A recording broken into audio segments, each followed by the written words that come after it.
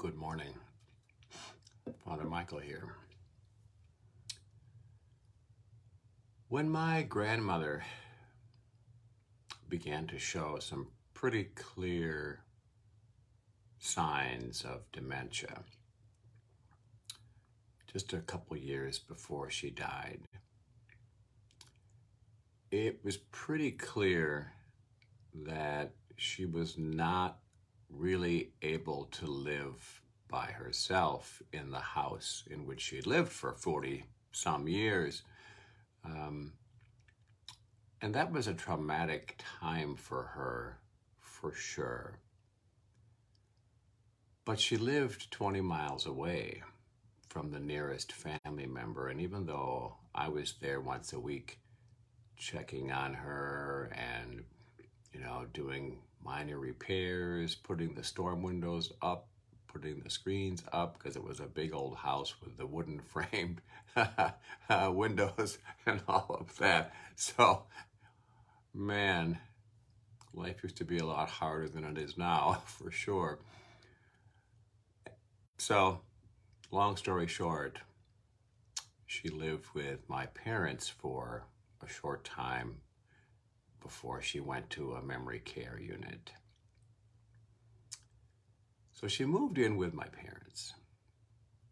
And since I lived in the same city, I was able to see her rather often.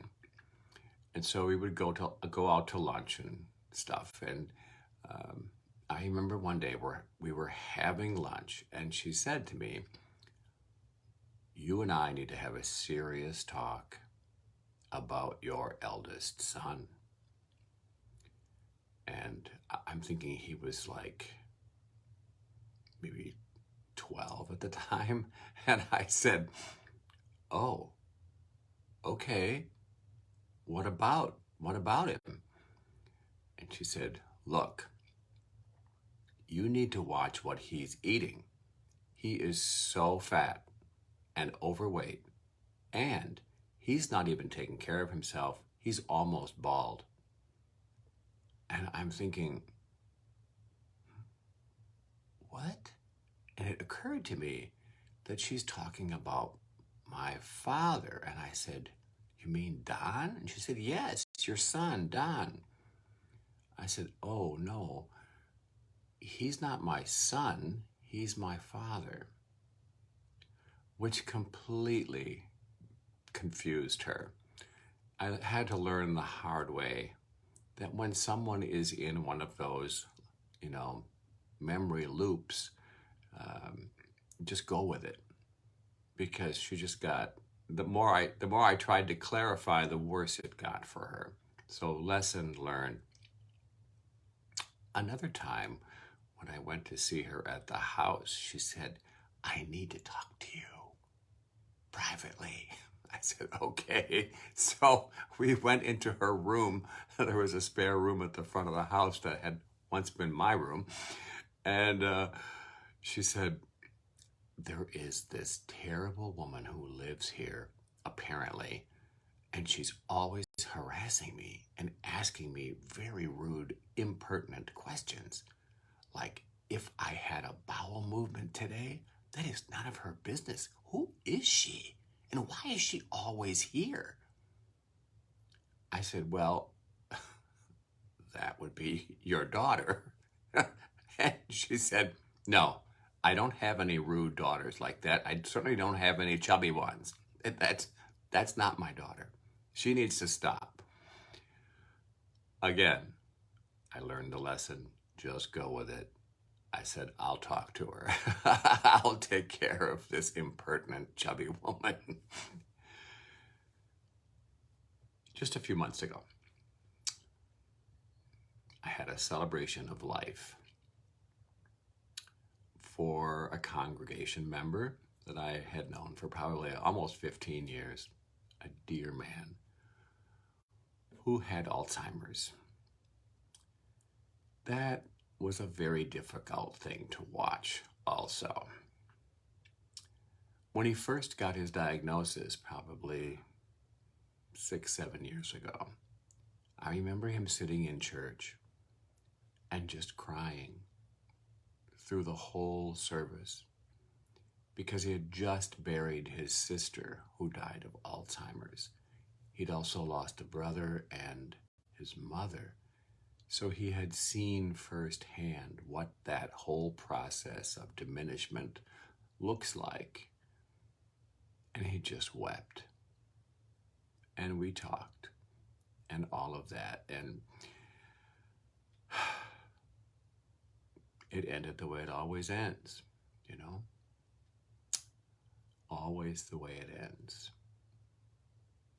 Just this past Sunday, a few days ago, I learned that another congregation member, one who is now living in Oklahoma, was just moved to a memory care unit herself because of her increasing dementia.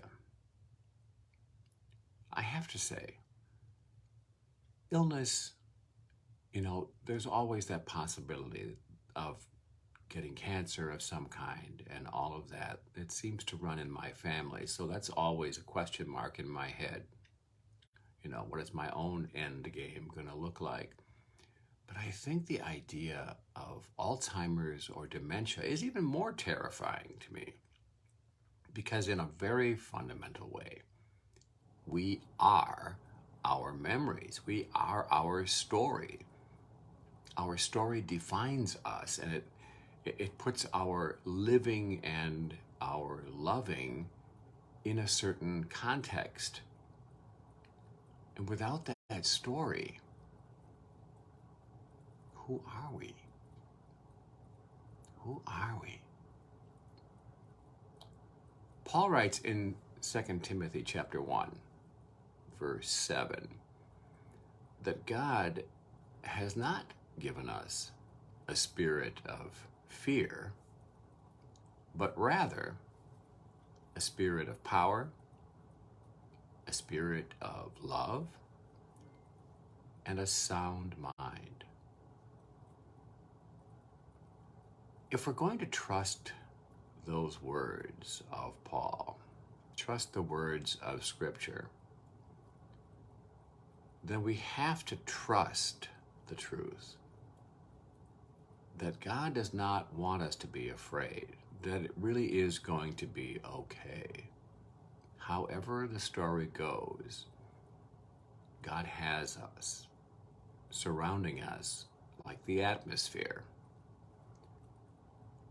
And if God is going to care for us in this dimension, in this life, there's no reason to think God is not going to care for us in the next life. But the thing is this, yes, God has given us the spirit of power and of a sound mind. But those things may be temporary. People in their 90s do not possess the same clarity of mind or the same physical powers that they had when they were 30. It's just how it is. So we've been given those things by our God, right? The spirit of power, the spirit of a sound mind. But what do we do when we lose those things or when they start to diminish? When our sound mind fails and we just don't have the physical powers that we used to, what's left? Love. Love is what's left. Those little habits of loving and showing affection for people throughout our lifetime, those seem to me to be the things that we take to the very end. We may not know everyone's name in our family. We might be terribly ill. But those little habits of loving other people and being affectionate, those seem to be there even at the very end. Just a few days before he died, my friend Ken, the one who died of Alzheimer's, when I saw him in the hospital, He still knew who I was. We still joked around like we always did, in an affectionate, middle school boy kind of way. He still expressed affection for his wife because he'd made a habit of saying little affectionate things to her throughout the many decades of their life together. So too with my grandmother. Sitting at her bedside as she slept, holding her hand, she finally woke up. She looked at me and she said, oh, it's you, Michael. You're always here, aren't you?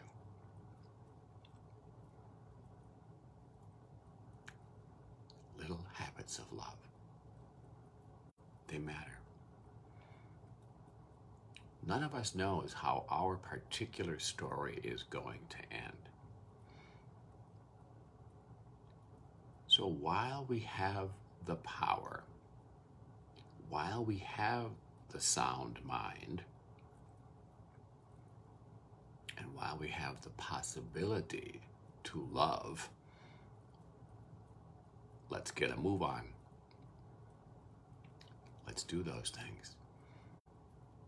Because for sure, the older we get, damn it, we start to lose our physical powers.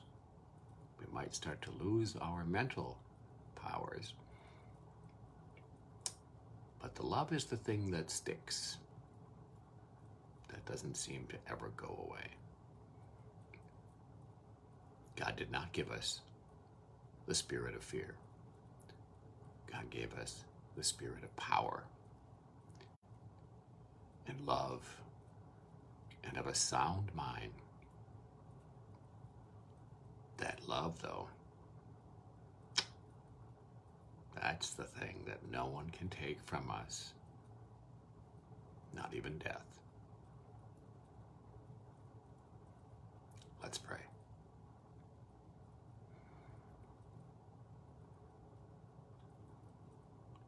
Loving God of the present moment,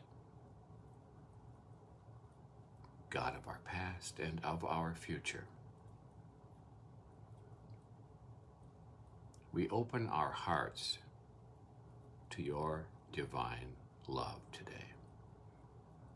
Grateful that you have gifted us with the spirit of power and of a sound mind and of the ability to love. Help us today to use all of these gifts a little bit better today. Help us to reach out to someone, perhaps relationship that has maybe drifted, maybe needs some reconciling. Help us to step up today and maybe say some things that need to be said. If we're struggling with family members where we have drifted apart, gotten distance over time, help us to reach out today and remind these people that they matter to us. Mighty God, most of all, help us to love ourselves. Your Christ has told us to love you, to love our neighbor as ourselves.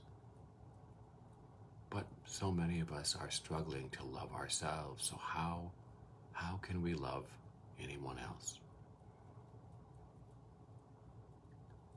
For all the power, for all the soundness of mind, for all the love that we have received and given, we praise you. Amen. Have a great day.